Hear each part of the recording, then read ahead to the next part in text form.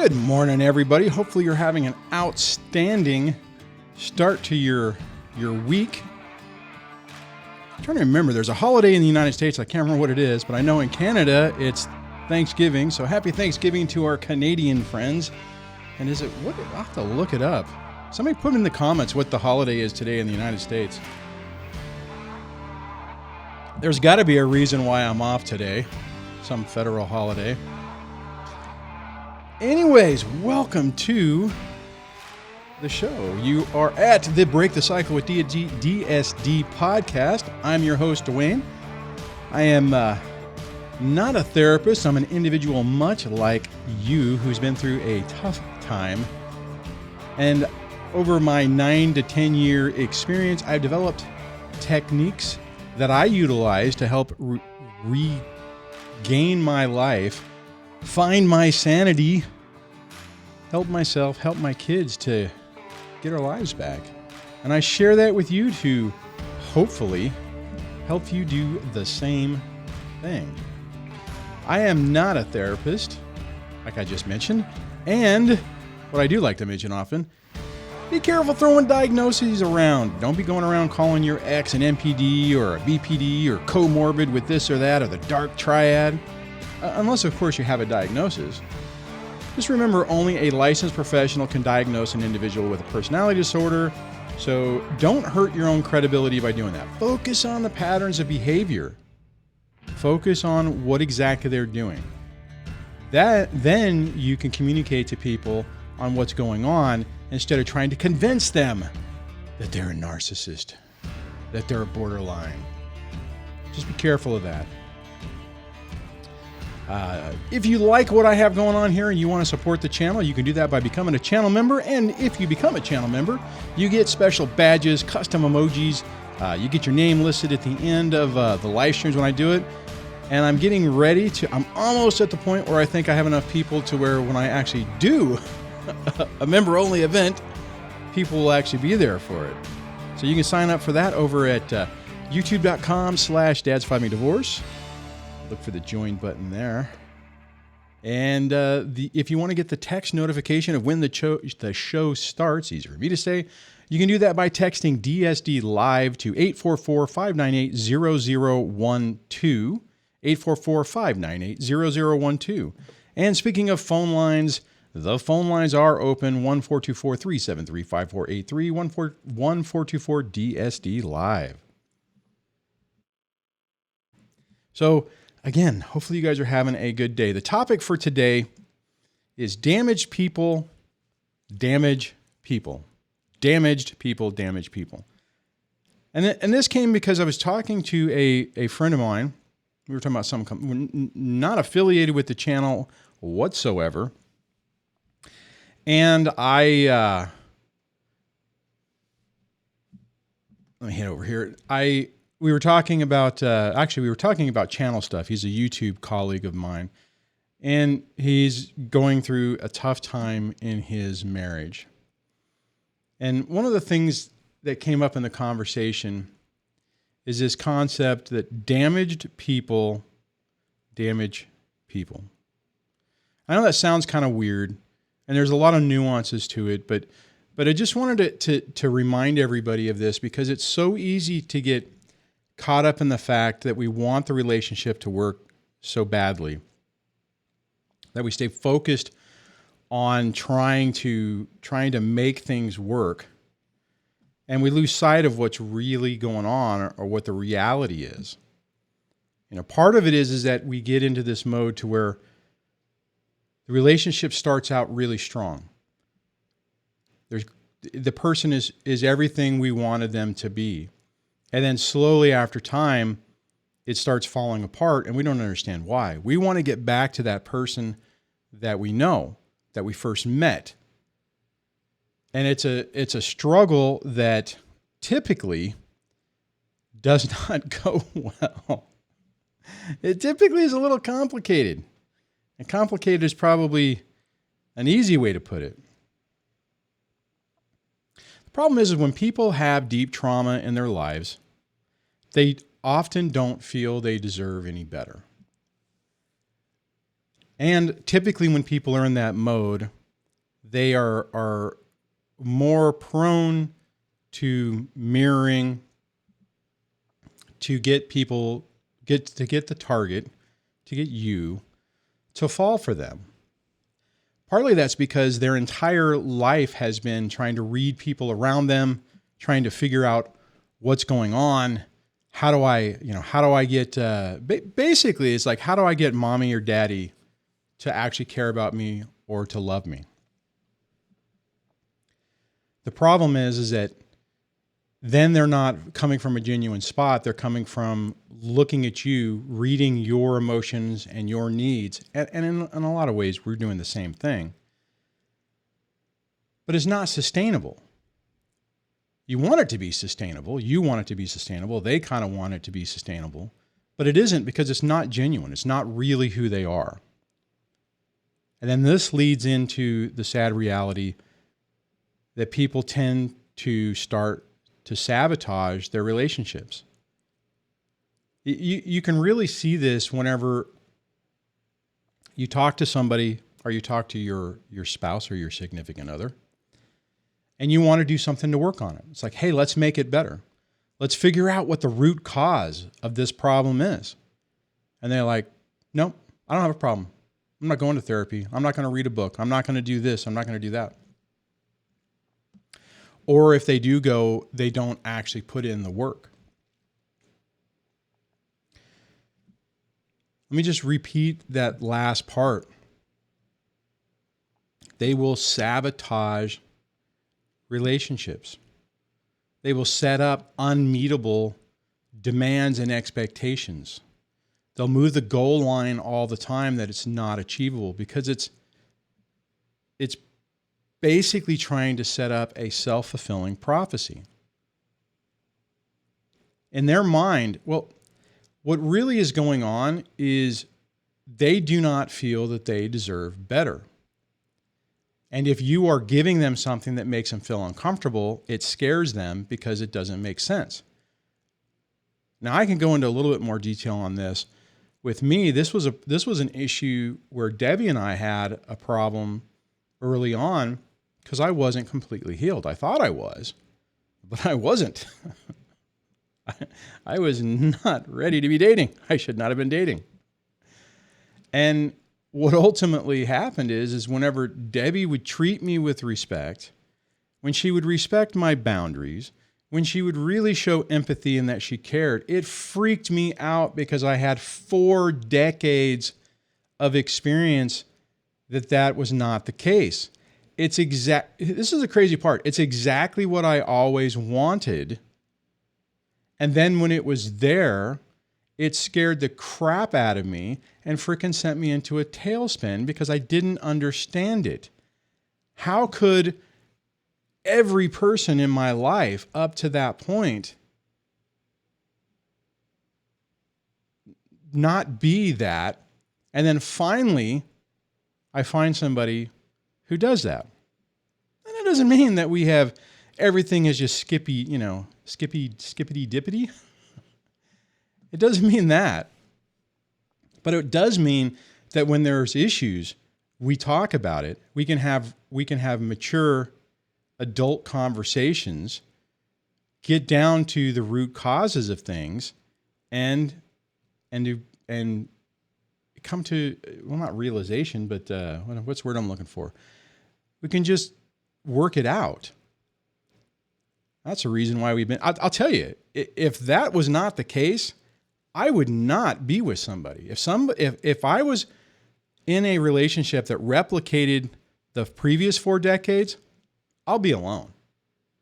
I'm okay, right? I don't mind. I've gotten to the point where I am okay by myself. I don't feel scared. I don't feel, I guess lonely.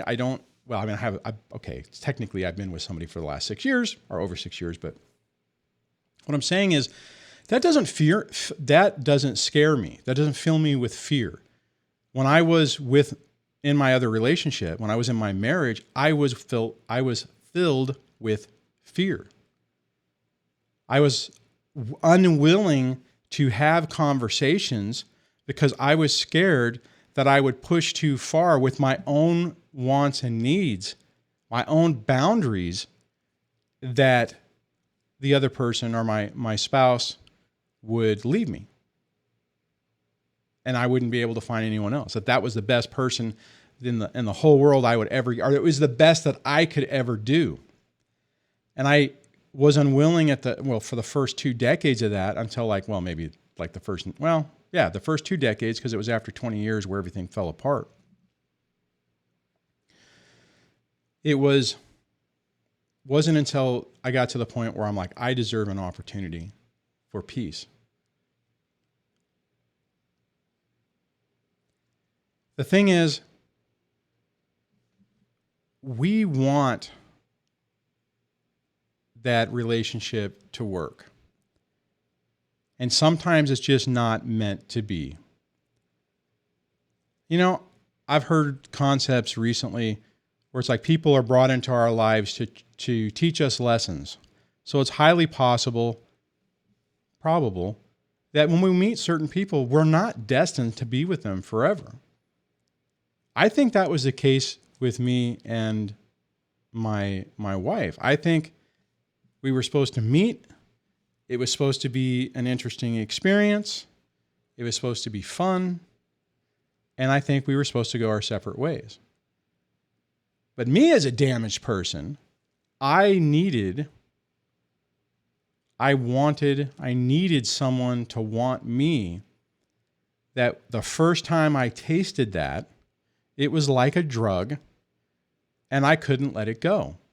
There was even a period of time before we got married where we met. I was in Biloxi, Mississippi at Keesler Air Force Base going through basic training. And she came down because we hadn't known each other that long. And I remember that first part of that weekend, the rational side of me was like, this is crazy. You haven't known this person that long. Getting married this quickly is insane. And we had a conversation where we're like, you know what, we should wait. And she was good with it. She's like, okay, whatever. And by the end of the weekend, I don't know what happened, but I was like, nope. I was hell-bent that we were getting married. And we did. And we were together for over 20 years. Probably, other than my kids coming out of it, it was probably one of the worst catastrophic mistakes I ever made. And it nearly destroyed me. And I'm not even just saying about the divorce. That nearly destroyed me when I was in the relationship. It definitely took its toll. So that is the discussion or the talking points for today. Curious what you guys think about that. I'll check the comments. It looks like there's a couple of callers too, so I will grab that in a moment. But the first thing I want to... All right, it's Columbus Day. There it is. Tiffany says it's Columbus Day or maybe Indigenous People Day. I'll just say Columbus Day because that's what oh my God, the phone lines are like lit up today. So Columbus Day. I'll hit John Boston, Columbus Day. All right, Mr. Man. DSD better than a therapist. Thank you so much for saying that. Well, the thing is sometimes peer support, or no, not sometimes. I think most of the times, it's important because you can have somebody who you feel you can relate to. And oftentimes, even if a therapist has the experience, most of the time, I think Chris Godinez is probably one of the few exceptions. Most of the times, they don't talk about it because it gets in a clinical environment. I think the reason she's able to get away with it is because she's got her YouTube channel, which isn't therapy, so to speak, because it's not. It's more coaching or it's more mentoring or informational. But typically a therapist is not going to sit there and relate to you or try to relate to you on it. And I get it, because part of the problem with that is it can come across disingenuous, if I'm saying that word correctly, where it's like you're trying to compare stories. Sometimes I get concerned about that when I coach people, where I'll relate their experience to something I have to try to explain how I think they're probably feeling. I think every time so far, it's been like, that's exactly what I'm thinking. That's exactly what I'm feeling. But I mean, I have this catalog of information where, excuse me, you guys know where I'm coming from. You know my story. And already have a bit of a connection there. Let's see here. I'm trying to just scroll down.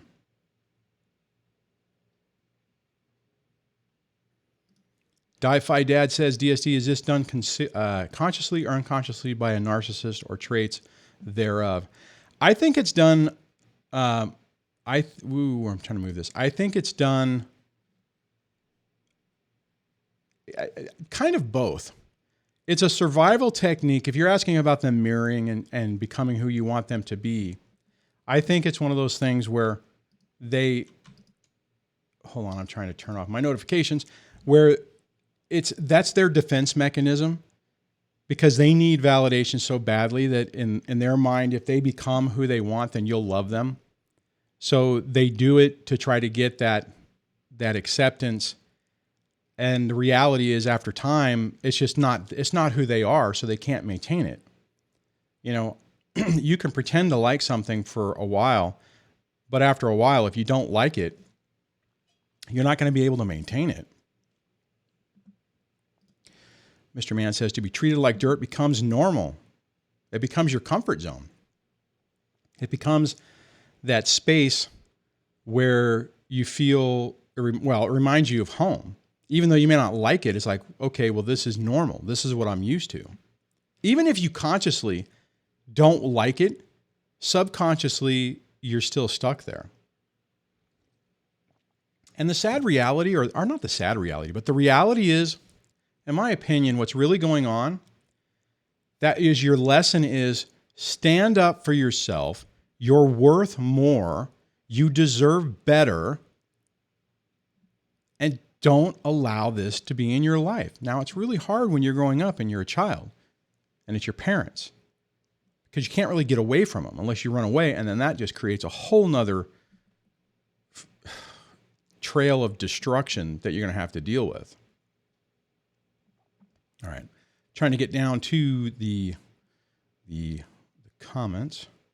All right. So I think I have 3 callers. Holy cow. So we're going to try to do this rather quickly, I think. Let me get this all set up. So I'll go to the first one, which is a return caller, and it's 917 area code. Hello, and welcome to the show. Hey, Duane, how's it going? It's going all right. How you doing today? I'm good. So, yeah, I mean, I guess I could relate what's going on. I mean, there's a million things going on, but I could relate it to your topic because, I'm dealing with my kids telling me they don't want to see me, right? And right. I think that when kids are exposed to all this negativity after a while, you talk about hurt people. Yeah. I think it becomes natural for them to hurt you too. I don't think they want to. I think it's more confusing for them, and there's more of a pull to try to also be nice to you because they haven't figured out, who they are yet. But it's not unnatural either for them to reject you because they're learning it, and they're not only because they're learning it, but they're being hurt themselves. So it's that whole concept of hurting people when you're hurting people, and so there's a few reasons why they're able to act, because it just doesn't compute when we first start dealing with it. And I was thinking about what you said. I was trying to relate it to my kids, not the ex. And I was like, yeah, well, I think they also are more likely to hurt you because they're hurt. And it's yet another explanation for why this crazy thing called parental alienation can actually take hold. Yeah, absolutely. No, I definitely agree with you on that. And the thing I just want to add on that is, I know we've talked about this in the past, that the kids are in a really tough spot.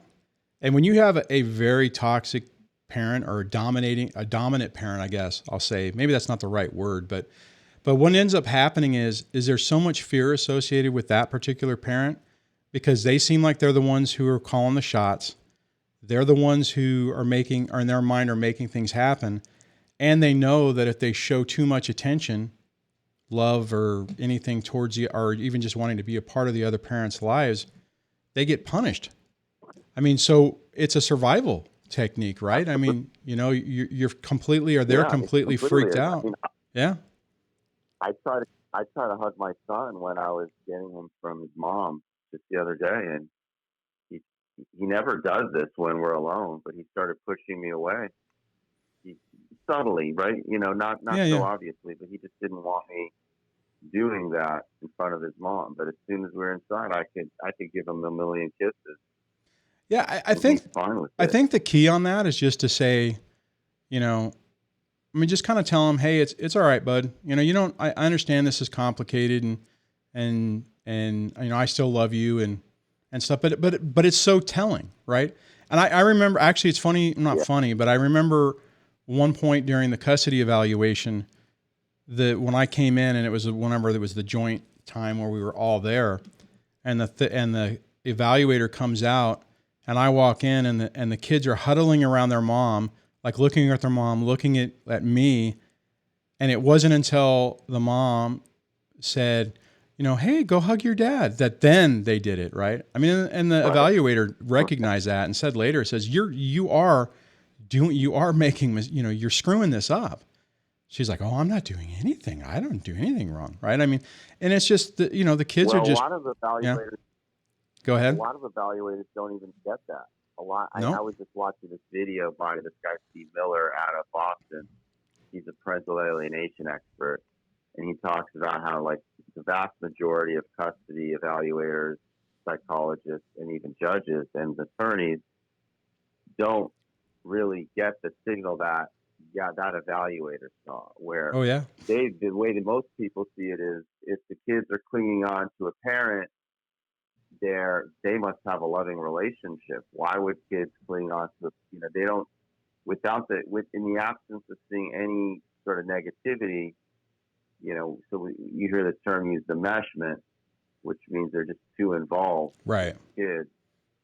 And, you see it, my son is 10 years old. Well, he's going to be 10, and he's been sleeping in his mom's bed every night since we divorced. And he didn't sleep in the bed at all when he was a baby or he was a toddler. I move out and he moves in. It's like he took my spot. Yep. And so they're super close. So you think she doesn't have some power over a child that sleeps in her bed every single night? I mean, yeah, they use that, but a good evaluator can see that, well, there's too much closeness here, and she's has complete control over these kids. But other people wouldn't see it that way. They would see it as, that's just a loving relationship. They're just very close. There's a lot of things I'm dealing with this in the system. I want to even give you an update on what happened in court, but I can't get into too many specifics here, and then it just becomes clear. Yeah. If anyone hears me, and Yeah, dude, I wouldn't. voice, Yeah, just wait till later. Wait when it's appropriate to share that. Yeah, but the point is, the system is just not attuned to these things. I've been told repeatedly by my attorney, do not pursue parental alienation. Do not say that. Do not stop talking about the mother. Stop. He's coaching me constantly. We fight over this. Don't. You're making it hard on yourself. Well, see, you're making it hard on yourself because. But hey, let me interrupt you for a second. And I know the interview I did the last week was a little polarizing, and not everyone was thrilled with it. But one of the things I thought was telling is when Marco was talking about how, at least where he's at, and maybe this is the same case where you're at, is that parental alienation isn't really considered a legitimate thing. And if you're going down that path, and everyone in there doesn't believe you, you absolutely are hurting yourself. So you're better off focusing on the patterns of behavior and what's actually going on, right, to focus on it. You don't want to, it's like, we think we should be able to say parental alienation is happening and that there should be a checklist that they go, okay, is this and happening? And be like, yes. Oh my God, that's what it is. But instead what we have to do is we have to go down that checklist and push out there that these things are going on so that everyone else involved goes, oh, wow, this is one of those rare cases where parental alienation is actually happening. But I would agree. I mean, I know you're fighting with your attorney on it, but you need to. I agree. I understand. Yeah. Okay. I understand his point of view because I get it. I mean, even Steve Miller, this guy referenced, talks about how by the time he's called into a case, they've got 4 other mental health professionals saying there's no parental alienation, and the judge already knows those people. Right. And then he pops in saying, "Well, no, and they ignore him." So he acknowledges in his testimony to the Connecticut State Legislature, which you can find on YouTube. Just Google Steve Miller, Connecticut State Legislature. You'll see him speaking, and you'll see him basically admitting, and he's really articulate. He can explain this stuff as well as anyone I've heard. Yeah. But he's not successful, it sounds like, most of the time. And so I agree with my attorney basically says, don't focus on her at all. And then he says, well, we have to point out, he and I he can't even agree with himself. It's so maddening to deal with this. Because, well, what I think what he's saying on that is focus on what's happening with the kids, and that in and of itself should show what the ex is doing. So instead, and I know, excuse me, I understand why he's saying it, because if you're focusing on the ex, it is easy to tear your argument apart to make it look like, oh, well, you're just disgruntled and you're just lashing out because you're angry, and your credibility goes away. So I think that's what he's trying to say, is if you can pivot it to what's going with the kids, and then, it's just kind of like, it's a natural thing to say, okay, well, they were all really good. And I mean, because we've talked for a while, and you've had good interaction with your kids, and you do still, right? It's just only now with this public thing during transition time, are your kids freaking out, is because they're being programmed by the mom that you're bad, and they can't, show you attention until it's private and they feel safe. And my point is that my lawyer even says we need to point out that she's doing this, and I'll correct him. I'll say, well, no, I think we need to focus on their relationship with me, because at the end of the day, no one can say there's any issue with my relationship with them except they don't want to come, and it just doesn't add up. It doesn't add up. Yeah. And so, this happened yesterday, and it looks, I'm getting text from the mother right now saying the kids want to leave early today. And at first she wanted to end the time early. I think she had some plans, right? She said, I wanted to end at 3:00. And now she's saying, oh, the kids want to leave at 3. I was like, oh, what's happening at 3:00? Right. Yeah. It's like, and we're under the eyes of the court, and she still won't let up. It's just, no, and ultimately that'll torpedo her argument, or at least it should, as long as you don't make mistakes. But hey, man, I got I do have 2 other people waiting in the queue, and I know I'm running out of time. Yeah, okay. So hey, thanks for calling and sharing. Hang in there, man. The fact that your kids still show you good attention when you're with them privately, you're still winning. So, and when you can come with an update, I'd love to hear it. Talk to you soon. Absolutely. All right, bye. Man, these things are so stressful and just beat you down. Let me see if I can grab this. John says, Dr. Steve Miller's the 4 A's. Alienated parents typically present with the 4 A's. They are trauma victims, anxious, agitated, angry, and afraid. But he goes on to say the 4 C's of an alienated parent is that they're master manipulators. They're cool, calm, charming, and convincing. Man, ain't that the truth? And you would think that, you would hope that someone would look at a situation and one person seems completely disheveled, the other person seems calm, cool, charming, and convincing, that someone might go, what's going on here? The problem is typically they just take it as face value and say, okay, well, this other person is exactly what the calm person is saying, so they're the bad parent, and we hurt our own credibility. Very tough. Let me turn the comment off, and I'm going to try to go to the next caller, who's been on hold for 23 minutes, so I apologize for that. It's area code 703. Hello, and welcome to the show. Hey, Duane. I just wanted to call and kind of talk about my recovery from my abusive relationship that I've had. Okay.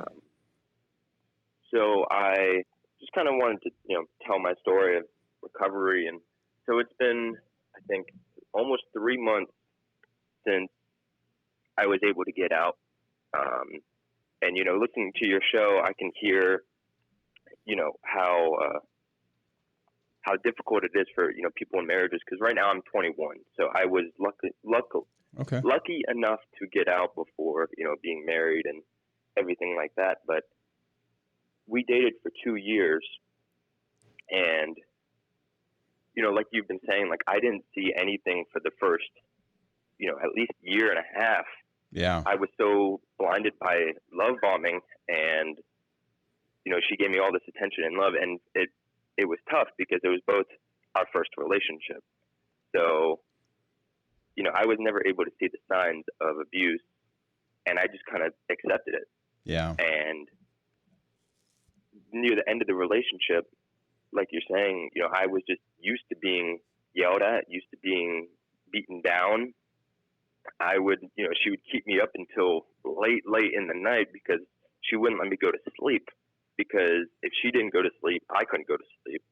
So Right. I would be up until 4 or 5 in the morning, and, she would try to alienate me from, my family, my friends, take away all of the things I love to do, like my hobbies. Yeah. And it just came to a point I couldn't take it anymore, but it was so hard to get out because, it was the normal for me. So I didn't know anything else. Did let me ask you this. Did you have trouble with your family, your parents and stuff, or was this the first experience with a really toxic relationship? What do you mean by that? Like, well, I mean, because typically when you say it became normal, I mean, a lot of times what happens is we have, I mean, the fact that you were only in there 2 years is a testament to you, right? My experience has been people who are in there for a short period of time have loving parents who really did, who raised them well, and you start to recognize the signs that this is messed up, and you ultimately get out. I'm just curious if your family of origin had issues, or if that was a pretty stable environment for you. I mean, it has been kind of, there have been issues. So in the relationship, they never really liked, her. Yeah. But they still tried supporting me because I'm their son. So they, even though the times they'd see me upset, and like they could see that my anger, because I'm not normally an angry person, Right. but they could see that I would get angry over the littlest things. I would start yelling at my parents, at her, at my friends, just because I was so bottled up. Yeah. That I, because all the beaten down. But, eventually there was just one morning, it was like July of this year. I just woke up one morning. I don't know what it was, but I just woke up and I said, I can't do this anymore. Like, I can't take this. I want to be myself. I can't keep, changing myself to be with her. Man. Because it's funny because the beginning. I just want to say this real quick for a second. For it took me 21 years to wake up for that. For you to do that in 2 years, good for you, man. To figure this out before you really send yourself down a spiral of just pain. So, I mean, good for you. Thank you. Yeah, because she wanted to be engaged by this October, like by now, and then be married in 2 years, kids 2 years after that, or even sooner. Right. So being 21, I'm not ready for that. But I kept saying, oh yeah, we can do that just like to avoid conflict. I would agree with her so many times just to avoid that conflict. And so, I was able to, since July, I never really opened up to anybody because I knew no one would actually understand what I was going through, because all the people around me aren't used to this kind of relationship. So I was able to, finally open up to some of my other family members. I was never able to open up. Well, I was later, but not at first. I wasn't able to open up to my parents. But, getting that support, I was able to, eventually, break things off. And it kind of happened with an unexpected visit from her, which she lives 3 hours away. She unexpectedly drove up to my house to apologize from an argument. And that's when I kind of broke things off. But I'm sure that didn't go well. Yeah, that luckily, so being in the toxic relationship, we actually had each other's locations. Like we share each other's locations. Right. So I was able to find her before she got here. So I had some time to actually prepare myself. Oh, good. Oh, that is good. Yeah. And luckily, my parents were there to help support me in, getting out. But it only lasted like 25 minutes, and I recorded it on my phone, like the audio, just in case, because I don't know what she's capable of. What she's gonna come. Yeah, what she's gonna come with me to with. So, yeah, and we were able to get out of pretty scot-free. We were able to get out of the lease that we signed because we were supposed to move in August. So, luckily that all came to a conclusion. But since then, I think it's been just about a month or a little over a month that I've been going to therapy. Oh, good for you. Because I really need, because I wanted to do it in the relationship, but she said I could not, which that's a bad sign right there. Yeah, because she probably knew I was going to talk about her. Right. So, yeah, she took, she basically stripped me down and oh yeah, stripped me down to just a shell of a human. Like I was not myself at all, but I was just so in the relationship and oh my God, this is so exciting. It's my first relationship, all this stuff that I didn't think, this isn't normal. I would just think, people in relationships, this is what people go through. I didn't know anything else. Right. So yeah. Hey, so going through therapy, I can.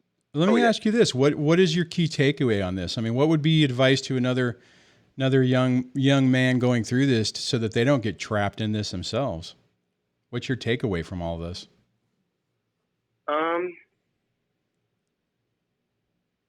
Not to put you on the spot. Say, just no, it's fine. It makes me think. I guess for me personally, establish boundaries, because that was something that I've never done. Like even with my family, my parents, they never established boundaries with me. That was never a thing in my life. So I never knew. So my ex and me never created boundaries.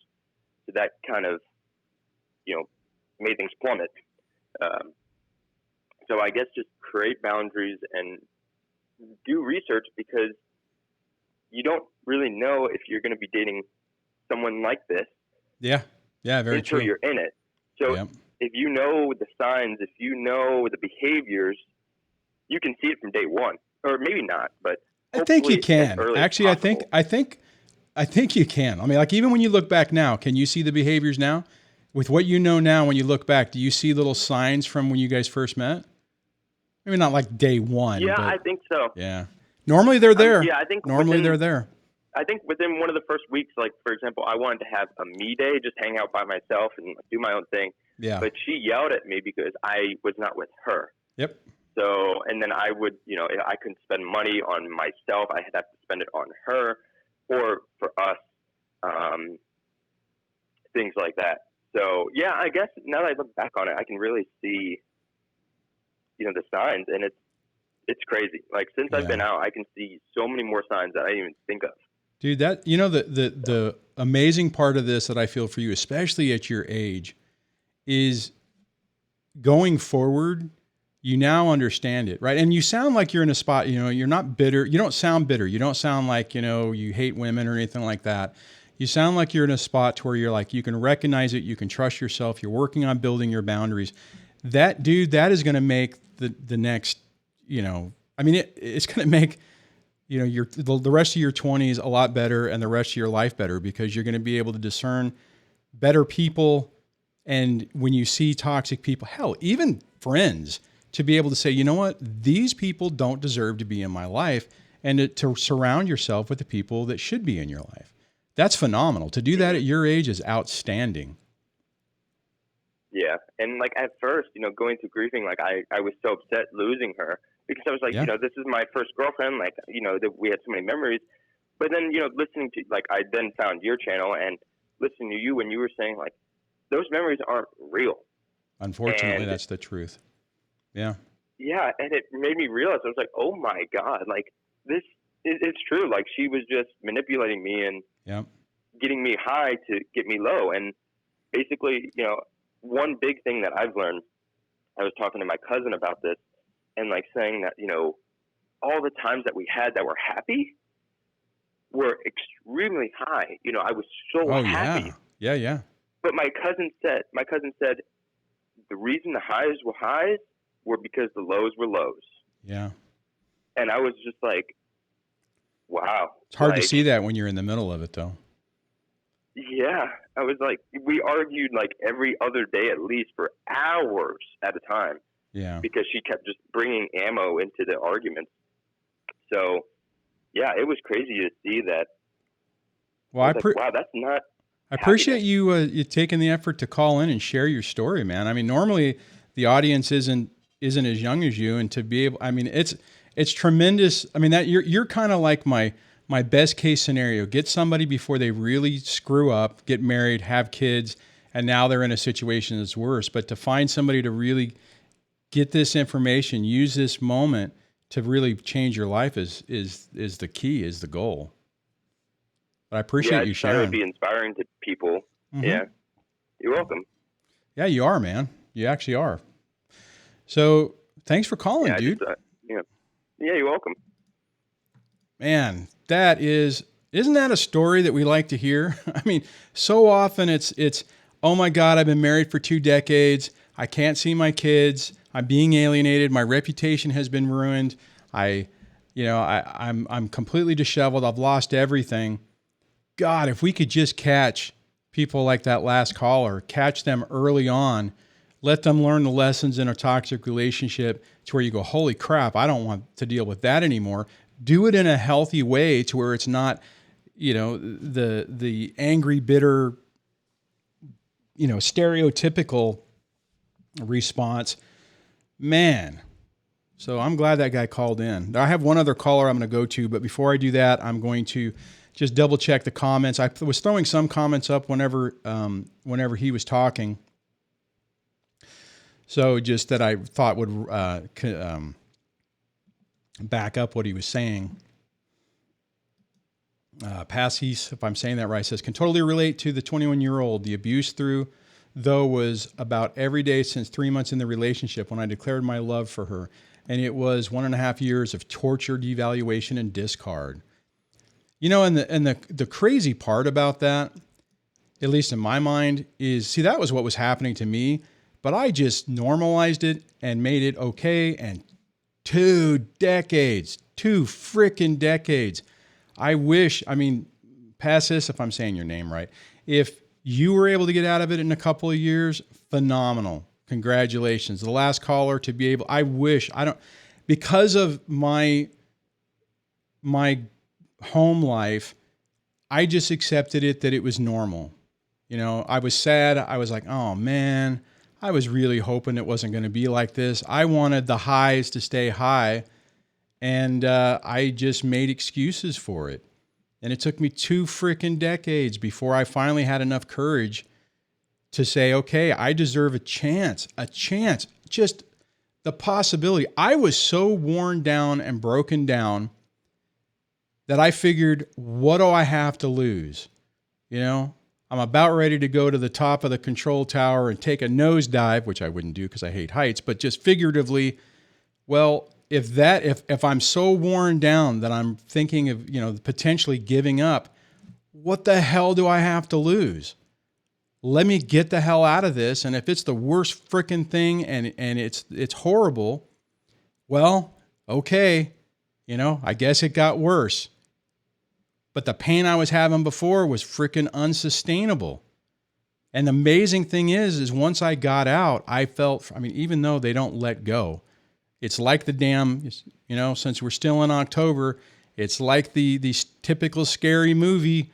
You get away from the bad guy, maybe you gun them down, or maybe they're in the grave and you go, what was the one? I can't remember. Was it Carrie? Is that the one where at the end somebody goes to visit the grave and a hand comes up and grabs them? And it's like, you can't seem to get away from these people. But I got away. I got my life back. Kind of like what that last caller was talking about. I got to the point where I felt like I was my old self that I hadn't seen for 2 decades. So on that tirade, I'm going to go to area code 9978. Ooh, it sounds like somebody says they got some good news. Let's see what that's about. Hello and welcome to the show. Good morning, Duane. It's Tiffany. Hey, Tiffany, how are you doing today? I'm doing good. So you have some good news to share with us? Oh, absolutely. Awesome. So last Wednesday, I had visitation with my kids, and my oldest son, the one who's told me that he hates me, that I'm dead to him, managed to talk to me for an hour and 5 minutes. It was probably, as an adult, the most boring conversation I've carried on, but the most satisfying at the I had to same make it time, work right? with him. Yeah, absolutely. Was that in person or was that virtual? So that's virtual. I only have virtual right now. Wow. But, and the other thing. How old is he again? He's 10. And that's pretty cool. I mean, I know what you're talking about because of the conversations, but I mean, it's so easy to lose the attention of a kid that age. I mean, that's good. Good for you. Well, for those who are dealing with this, the child hates you and this type of parental alienation. Oh, yeah. I found it best that, I don't ask him about school. I don't ask him about his life. I'm like, oh, what's that you got there? Oh, is that a new video game? Oh, cool. What's it about? Oh, well, I've never played it. Well, what are you supposed to do? What's the goal? And I keep prompting him in that way. So he talks about something that he's 100% interested in.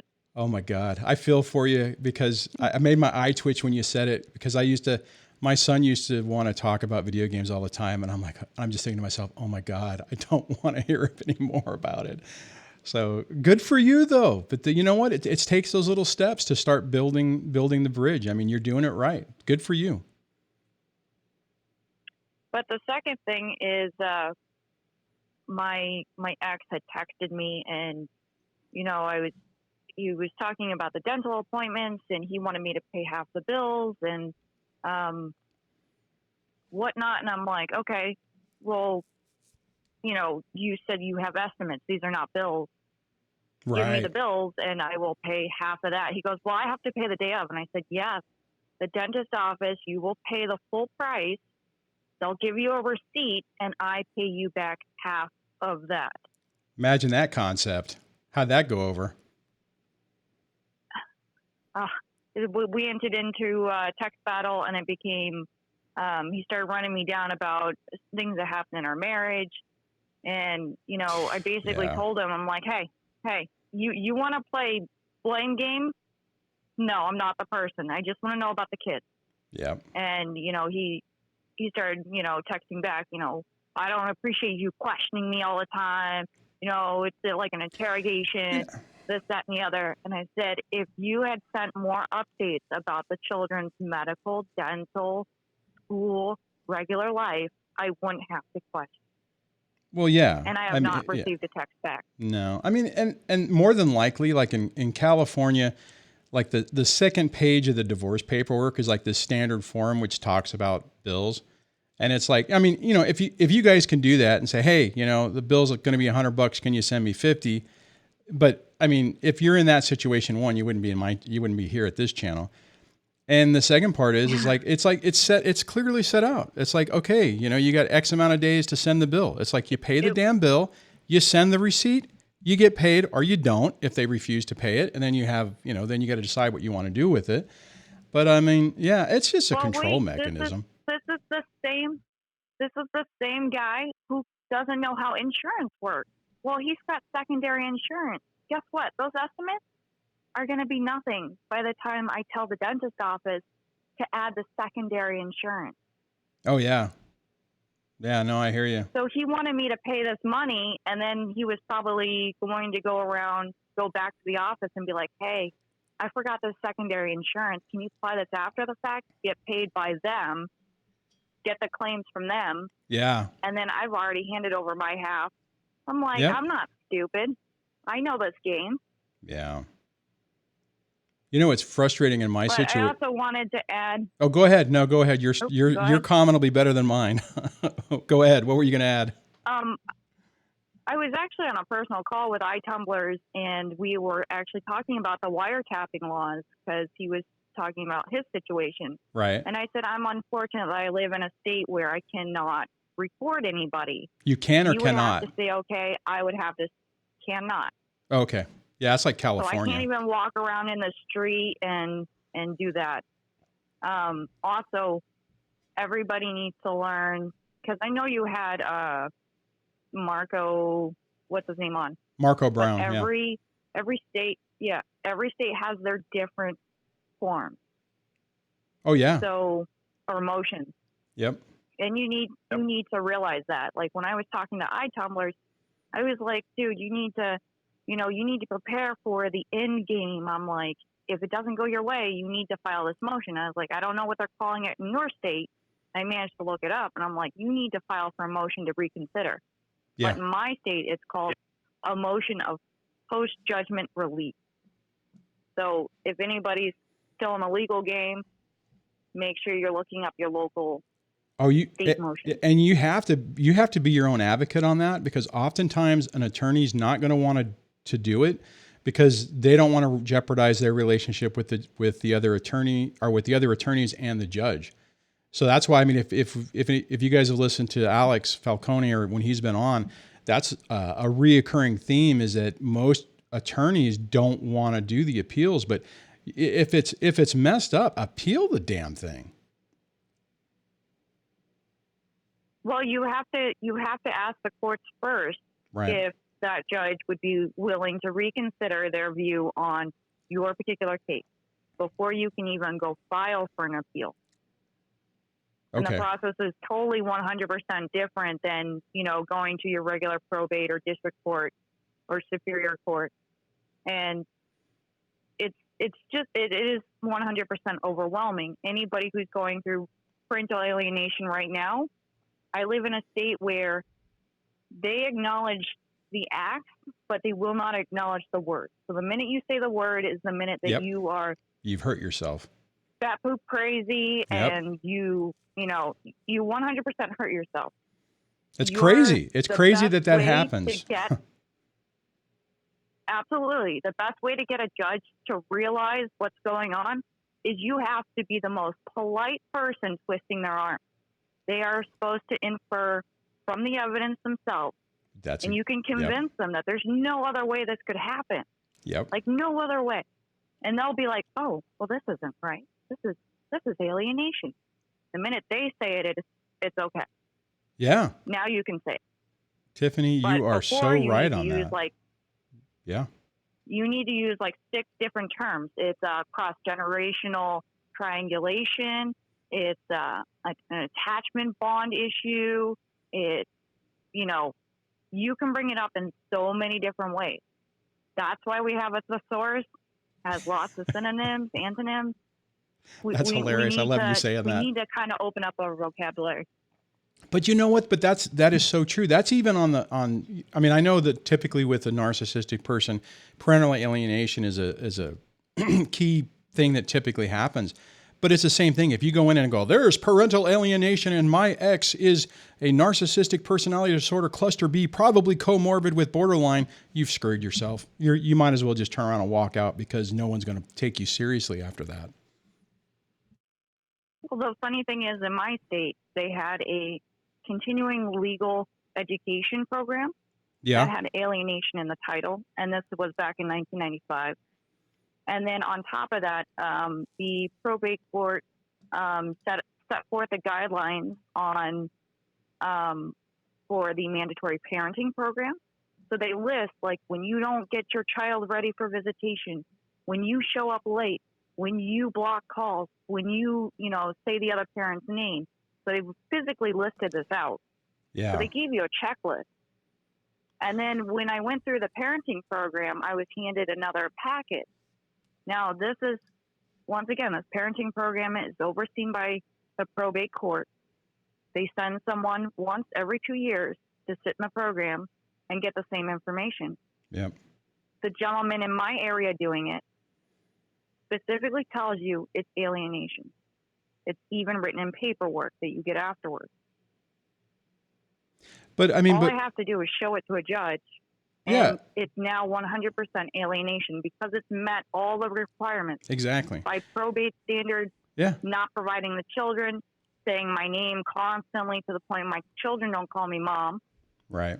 And then, you have another gentleman who's a, not a therapist, but he has license to a certain extent. Right. Saying it's alienation. And I think, what you just said, to take all that other information and kind of reverse engineer it and allow everyone to come up with the conclusion that you're trying to get them to see. Outstanding advice. It's the best approach. It's absolutely the best approach to deal with this, I think. It's the nicest way to twist the judge's arm and be like, hey, you see this? Yeah. No, Tiffany, thanks for bringing that up. That forceful. No, you don't. You just have to we have to come across calm, cool, collected, reasonable, so that we don't detract from our own argument and just say, look, here's the patterns of behavior that are happening. And if you have an area, if your court system has a checklist, and you could just systematically go down that checklist with examples, hey, this is what I'm dealing with. 1, 2, 3, 4, 5, 6. Hell, even line them up down the checklist. So as the person who's sitting there going, oh, yes, yes, yes, yes. Oh my God, this is parental alienation. We have a serious problem here. But we bring it up first, and it's like they won't even look at the damn list. It's crazy. Well, thanks for that. That was good information. Amy, what's her name? Even Amy Baker and Steve right? Miller. Yeah. They both have their checklist. They have 4 and 5 point items. They have 18 ways that the children will show alienation. And they all have their checklist, and they have to meet that criteria. Yeah. So if you meet that criteria for your given state, then the state has no way to look at it and go, oh, holy crap, it is alienation. Right. Let's see what we're going to do about this. Right. Thanks, Tiff, for calling. I appreciate it. That's great information, and that's a great call to end with. So thanks for sharing that. You're welcome. You have a good morning. Man, I like that one. Actually, we had a lot of good callers today. A lot of good information. Holy cow. It's kind of more of an upbeat share of info, which I really, really enjoy. I need to try to get Amy Baker and, oh crap, the other guy that you guys said. I need to see if I can get them on. I've been working on doing more interviews and stuff, so maybe I can. Wouldn't that be awesome to be able to talk to them and really drill down on those points? It's amazing. It's weird. We get so wrapped up in this that, you want to use the new terms that you figured out because you're living it. And it's like the summary term of everything. My ex is a narcissist, which means all these things. And it's like a consolidated way to say it, but it's crazy. It's to the point where it doesn't accomplish what we think it will. It does for us, right? If I tell you, man, I think my ex is MPD, you know the type of pattern of behavior. Or if I say my ex is BPD, you're like, oh, okay, I know what that means. If they're comorbid or the dark triad. Because we spent time looking at this, understand what it is. Nobody else does. It's like you can't use the overarching terms. You have to use everything else. The problem is that if for us to try to communicate that, you waste a ton of time trying to say, well, I went through this, this, and this, and this. Oh, that's this, right? That's what's nice about these communities is that we can communicate in a different way, and we don't have to worry about someone thinking we're nuts. So, on that, wrapping up the show. Thanks, guys, for hanging out with me on this Monday. The best thing you can do to help the channel is like, subscribe, comment. Get that engagement up so the YouTube goes, hey, people actually like this show. I'd appreciate that if you did that. On that, the other thing I appreciate are the channel members, if I can find my button. Thank you guys to all the people who have clicked the button to join and support the channel. Really means a lot. Go easy on yourself, guys. Hopefully you have a great rest of your day, and I'll catch you tomorrow.